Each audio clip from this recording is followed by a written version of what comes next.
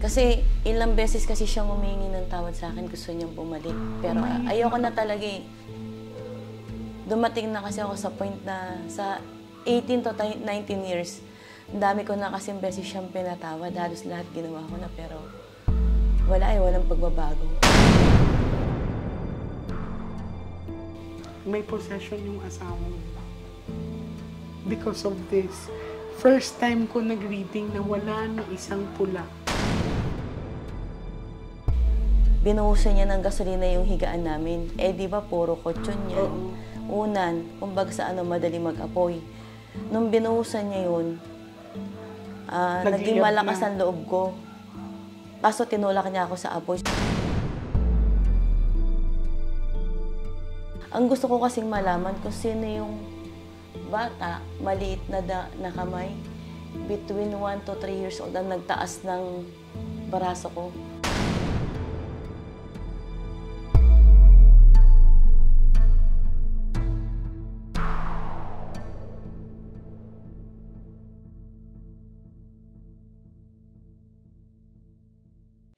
Hello sa mga Nostronatics worldwide. Ayan. So maraming salamat po sa inyo, sa mga abangers, sa mga Nostronatics worldwide, sa mga bago kong subscribers. Maraming salamat po sa pagsuporta sa amin, sa aming Halloween special. Ayan. So, huwag kayong mag-alala kasi gagalingan pa namin and expect po ng more videos ng mga kakabalaghan. So, ngayon, andito si ate, no? Titingnan natin kung ano ipapakita sa kanya ng aking mga baraha. So, handa ka na, te? Handa na po. Ayan. So,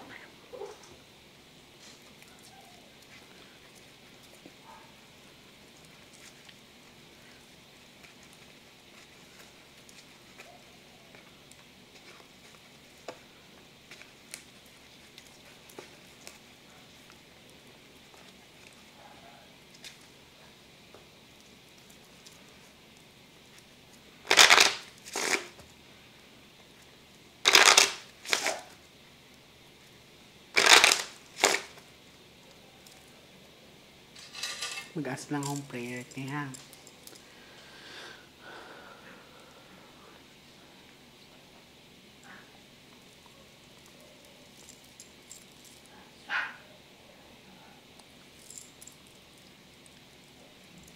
Okay, so I want you to focus.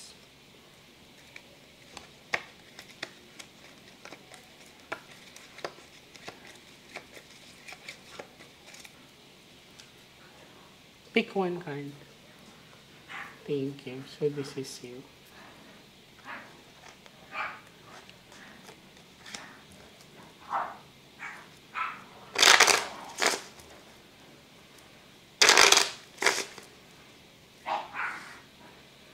Cut the cards into 3.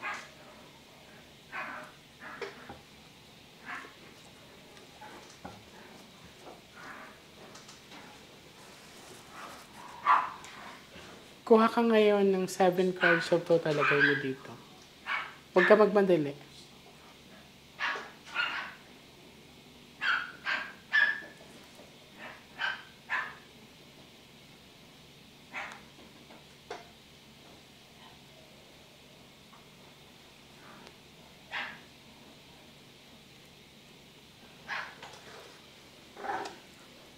Pag may king dito, siya na to, ha?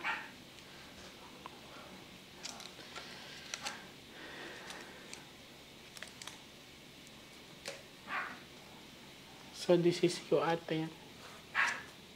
Hindi talaga okay si ate.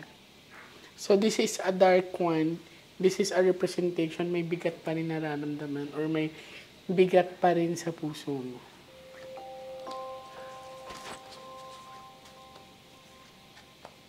Puro flower, ate, oh. So, sa pinakita sa akin dito, lumabas ang bad luck card. And puro itim yan. Wala ka nakitang pula, di ba? So, si ate ay dumaan sa hindi magandang sitwasyon. Sa pinakita sa akin, yung suffering niya sa buhay niya ay grabe. Talagang ang bigat ng nakaraan mo. Sobrang bigat na kulang na lang siguro mababaliw ka na. Kasi dito, hindi niya alam kung saan siya manghihingi ng tulong.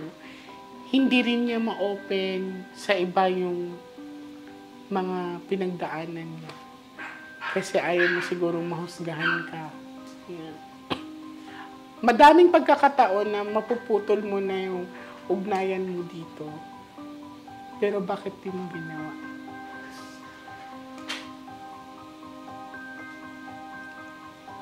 Kasi puro pasakit ang ano niyang bigay niya sa'yo. Hindi siya tahimik.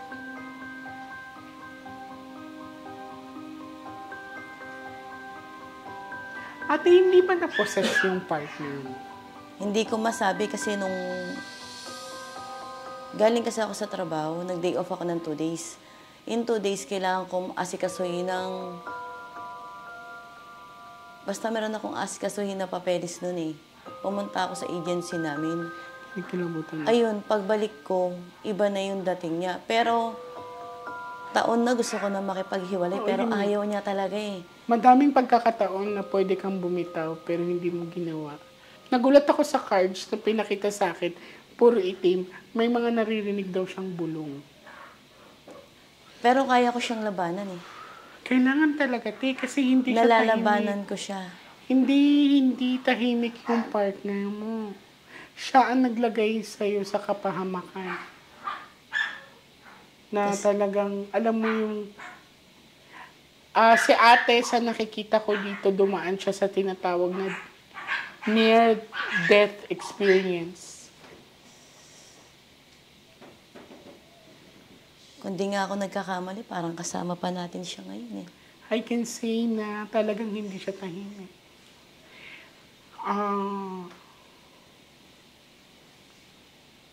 Nagulat ako, ate. Alam mo bakit? This is a bad luck card. Walang kapula-pula sa barako.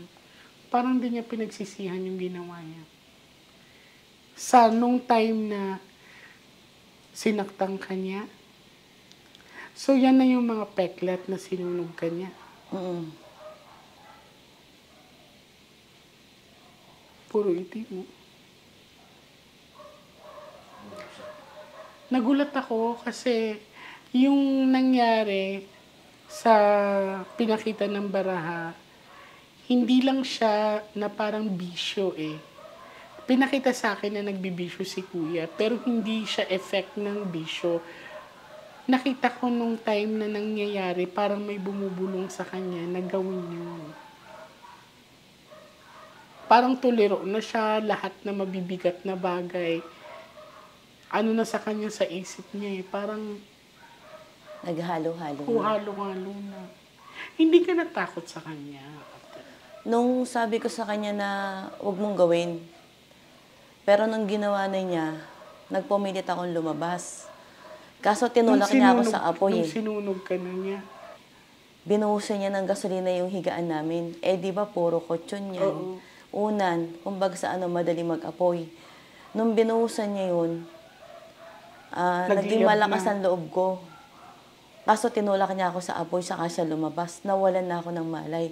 Ang gusto ko kasing malaman kung sino yung bata, maliit na kamay, between 1 to 3 years old, ang nagtaas ng baraso ko para ako makagising ulit. Magigising ka. Titignan natin kung may jack na lalabas dyan. Kasi nung time na yun, parang I believe may possession yung asawa mo. Because of this. First time ko nag-reading na wala ni isang pula. Wala ni isang pula. Tapos this is a bad luck card.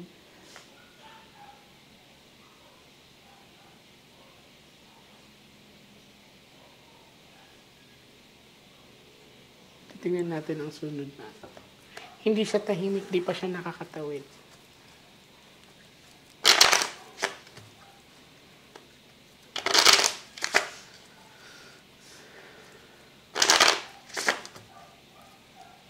Cut the cards into two. Nakakabilib si ate kasi nakaya niya lahat na ma-survive yun yung nangyari sa kanya.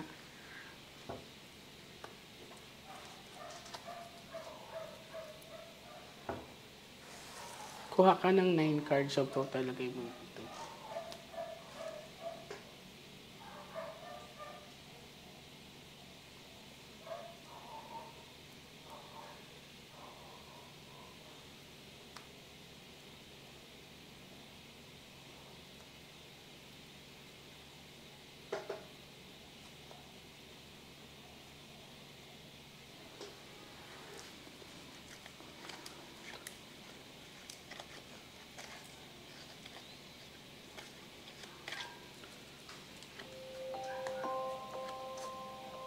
Ace of Hearts.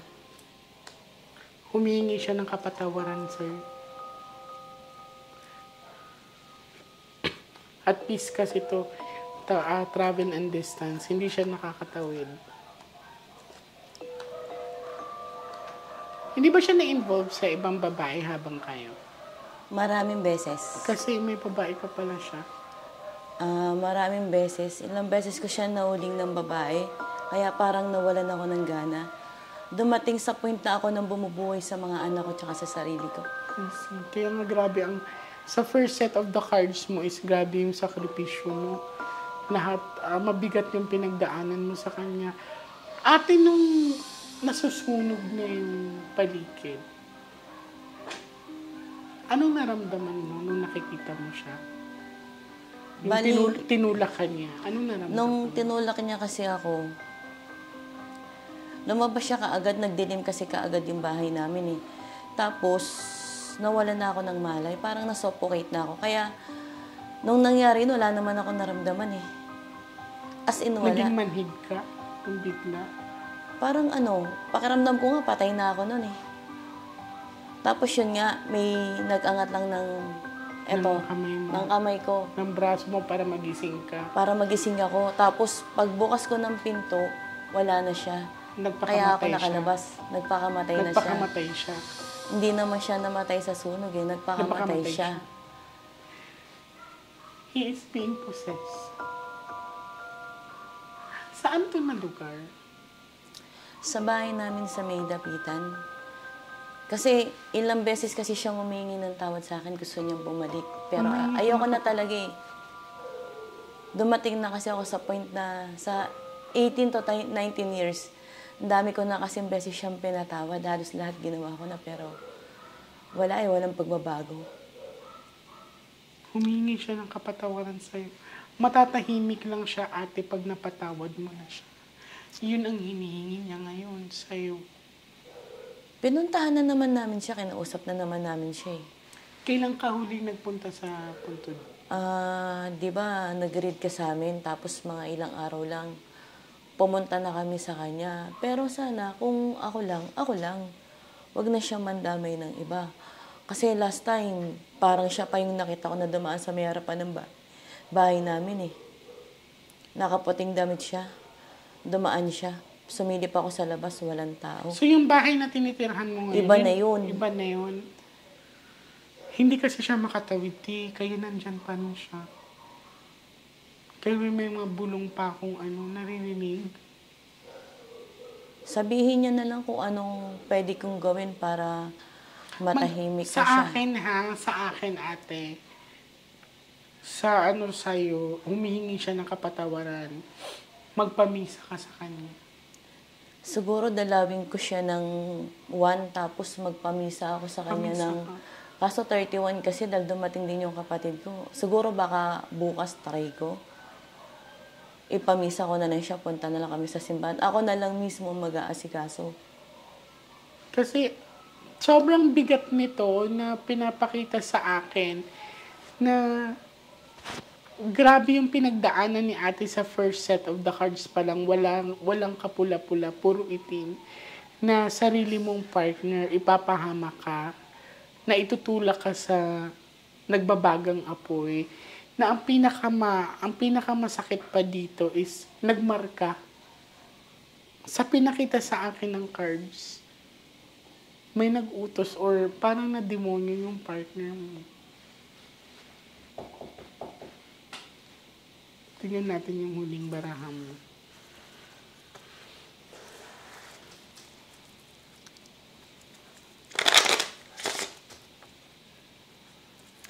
Hindi kaya may kinalaman siya sa nararamdaman mo, kuya? Hindi naman siguro. So, tingnan natin. Nalagnat ako sa Nung dumating ka dito sa Pilipinas, nilalagnat ka na o wala pa?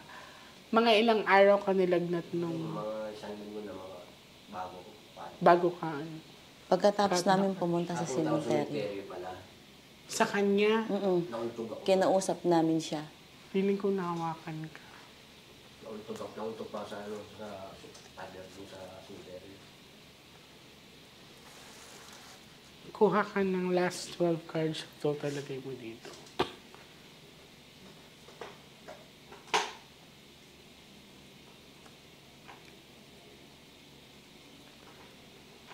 Ano mo talaga siya, te? Sabihan mo na, as in talagang pinapatawad mo na siya, tapos magpamisa ka. Hindi siya makatawid-tawid, eh. Hindi ko naman siya naramdaman, pero medyo mabigat lang. Mabigat, masakit sa ulo. Pero yung presensya niya, wala. Sa bahay.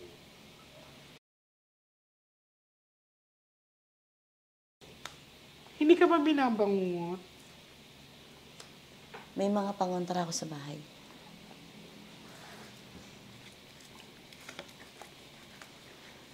Meron akong tanso doon na matalim yung dulo. Itinabi ko sa kanya, pero nung hinawakan ko, kinilabutan ako. Tapos meron akong isang rosaryo doon. Kahoy siya. Mga katabi ko na talaga sa pagtulog ko yun. Nung kasi ano pa lang ako eh, pag limbawa, alam kong may gumalaw sa akin, ako lang mismo gumagamot sa sarili ko. Ito na siya, oh.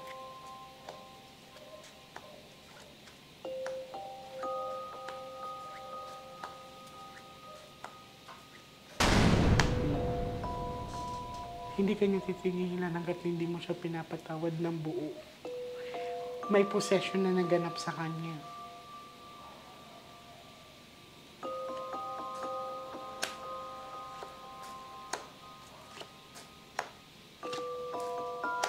Okay. May bantay ka. Bata pa lang ako, may nakita na akong anghel na bantay kaninununuhan ko na di ko alam kung magulang ng father side ko or lolo't lolo nila. Kaya naniniwala ako sa anghel. Nakatayo siya. May bantay ka. Oh. This is ano kasi power. Ace of Diamond is a success. Big amount of money and success and power. So, ang sinabi dito, ang nagligtas sa'yo is yung bantay. Bantay mo. Madali kasi ako makaramdam pagka meron sa paligid. Katulad nito, kinikilabutan ako. Ang ano sa'yo, te, mamanata ka, te. Ano bang panata?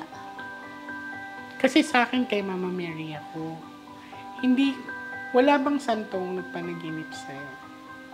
Malapit lang ako sa Nazareno. Kasi tuwing, alimbawa, may naramdaman ako na hindi maganda, papasok sa isip ko katulad ngayon yung sa kanya. Nakita ko yung anghel mo na nakatusok, yun ang gagamot sa kanya. At saka yung rosaryo na may yun yung nakikita ko sa kanya. Pero sa akin, halimbawa, pag may naramdaman ako, o sasabihin niya sa akin, bilhin mo yung ganito. Pagpunta ko sa Quiapo, hindi pwedeng hindi ko makita yun. Yung rosaryo kasi sa bahay na pag namatay yung ilaw, may liwanag. Inutos din lang sa akin yun. Para may bumulong din lang sa akin. So, ang gagawin mo kung malapit ka sa Nazareno, malmanata ka sa Quiapo, te. Every Friday? Every Friday, pag first Friday, mga ganyan, kailangan anuhin mo talaga yun, irregular mo yun. Kasi may bantay ka. Ang pinakita sa akin dito is that ang nagligtas sa buhay ni ate sa kapahamakan sa gitna ng apoy is yung bantay niya. And then sa pinakita sa akin, kaya to nagawa ng naging partner niya dati, is may possession po akong nakita, may bad luck card. So in order for us to release the negative energy na minsan sinusundan ka, ate, kailangan mong pumunta ulit sa puntod niya. Basta ito, hindi siya tahimik. Ang unang pinakita sa akin sa kalagitnaan ng baraha mo is pagpapatawad. He's asking for your forgiveness. So, kung ano man ang magagawa mo na mapagaan yung kalooban niya, dahil siguro sa bigat na ng ginawa niya sa iyo at saka sa pagbibigti niya sa sarili niya or pagpapakamatay niya sa sarili niya. Sino ba naman kasing hindi sasamahan loob sa ginawa niya? 3 anak ang iniwan mo. Tapos 1 taon ako nagpapagamot. Oh, wala naman akong partner. Siyempre, kailangan malakas ang loob ko. Kailangan matapang ako. Yun ang nakikita niya lagi sa akin. Pero kung ano yung gusto niya, ibibigay ko para matahimik na siya. Oo, para matahimik siya.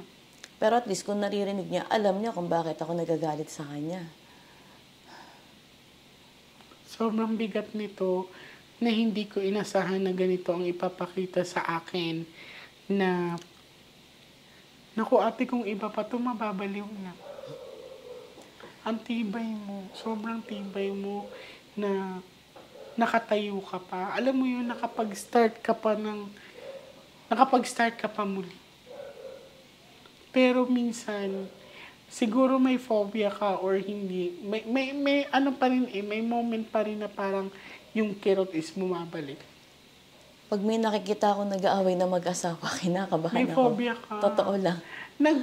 Nag-try ka na magpa-psychiatrist. Hindi pa. Pero yung mga dating mga kaibigan ko na doktor, yan ang sabi sa akin. Pero sa tingin ko, kaya ko naman siya. Nalalabanan ko naman siya. Yun ang importante, malakas ang loob mo at kaya mong labanan. Kasi pag mahirap to,